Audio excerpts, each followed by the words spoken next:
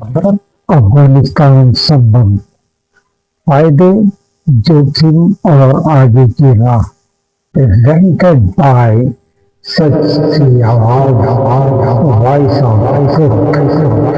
भारत और अफगानिस्तान के बीच हाल के दिनों में बढ़ती नजदीकियां अंतर्राष्ट्रीय मंच पर एक अहम बदलाव का संकेत दे रही हैं। काबुल में भारत के तकनीकी मिशन को फिर से दूतावास का दर्जा देने और नई राजनयिक सक्रियता से यह साफ है कि भारत तालिबान सरकार के साथ सीमित लेकिन व्यवहारिक संवाद की नीति अपना रहा है। इन रिश्तों से भारत को क्या फायदे मिल सकते हैं? इन रिश्तों से भारत को फायदे मिल सकते हैं, लेकिन इसके साथ कुछ गंभीर जोखिम भी जुड़े हैं। आइए इस पूरे परिदृश्य को संतुलित नजर से समझने की कोशिश करते हैं। आइए अब देखते हैं इसके क्या फायदे हो सकते हैं। नंबर 1, रणनीतिक स्थिरता और राजनीतिक उपस्थिति। भारत के लिए अफगानिस्तान में अपनी मौजूदगी को मजबूत करना रणनीतिक दृष्टि से अहम है। यह कदम पाकिस्तान और चीन के प्रभाव को संतुलित करने में मदद कर सकता है। भारत चाहता है कि अफगानिस्तान उसकी सुरक्षा चिंताओं को समझे और अपनी जमीन का इस्तेमाल भारत विरोधी आतंकवादी गतिविधियों के लिए न होने दे। नंबर 2, व्यापार और आर्थिक अवसर। अफगानिस्तान के साथ व्यापारिक संबंध बढ़ने की संभावना है। खनिज, कृषि उत्पाद, सूखे फल और दवाइयां जैसे क्षेत्रों में सहयोग बढ़ सकता है। 4 बाहर और एयर ट्रेड कॉरिडोर और क्षेत्रीय कनेक्टिविटी प्रोजेक्ट्स भारत के लिए नए रास्ते खोल सकते हैं। नंबर 3, स्वास्थ्य, शिक्षा और मानवीय सहयोग। भारत अफगानिस्तान में अस्पताल, मातृत्व क्लिनिक यानी मैटरनिटी क्लिनिक, स्कूल और तकनीकी प्रशिक्षण केंद्रों में मदद दे रहा है।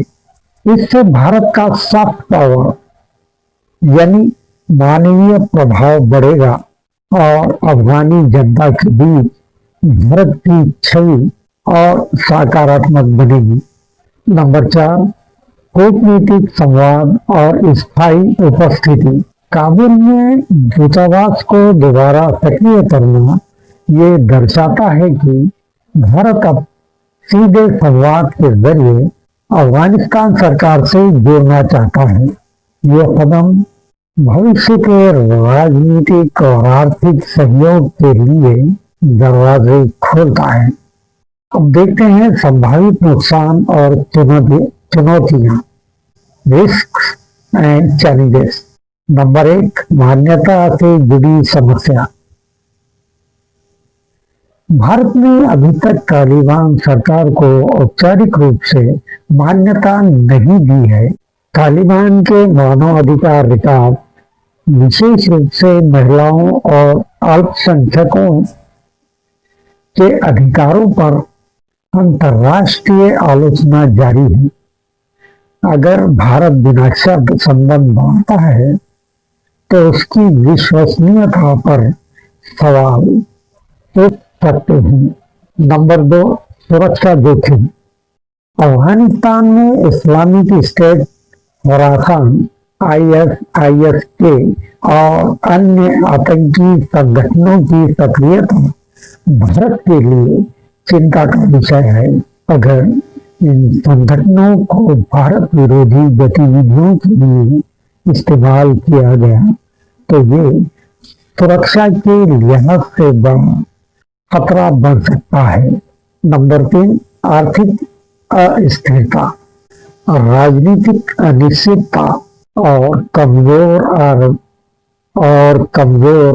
अर्थव्यवस्था के कारण अफगानिस्तान में किसी भी निवेश या परियोजना का जोखिम बढ़ जाता है। प्रशासनिक ढांचे की कमी से काम धीमा हो सकता है और लागत बढ़ सकती है। नंबर 4, अंतर्राष्ट्रीय दबाव और छवि। अगर तालिबान महिलाओं या अल्पसंख्यकों के अधिकारों का उल्लंघन जारी रखता है तो भारत को अंतर्राष्ट्रीय आलोचना का सामना करना पड़ सकता है। इससे भारत की विदेश नीति की छवि प्रभावित हो सकती है। तो अब सवाल ये है कि भारत की रणनीति क्या होनी चाहिए।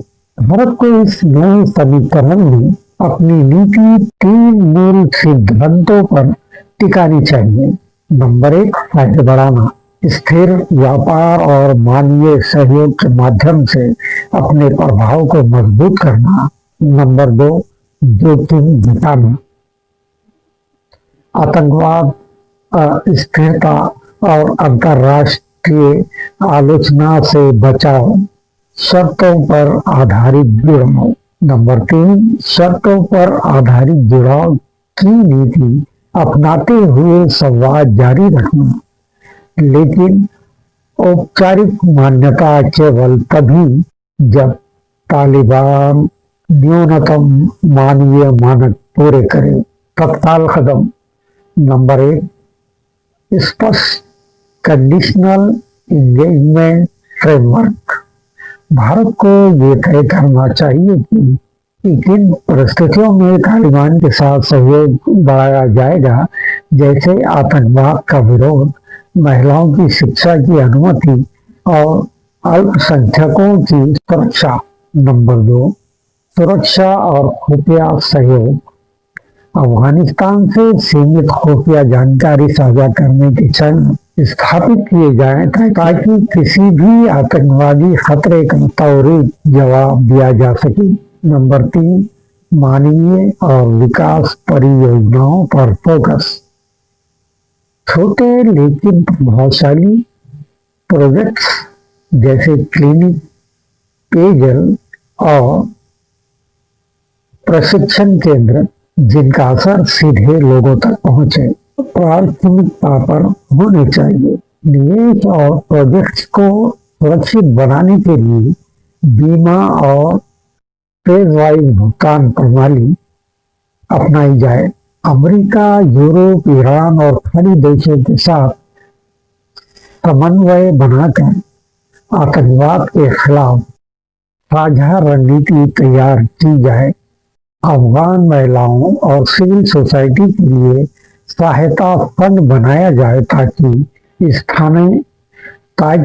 स्थानीय सतह पर सकारात्मक बदलाव को बढ़ावा मिले।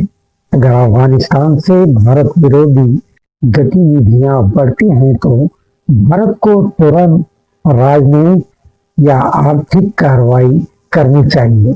भारतीय नागरिकों के लिए सुरक्षा और निकासी की स्पष्ट व्यवस्था होनी चाहिए।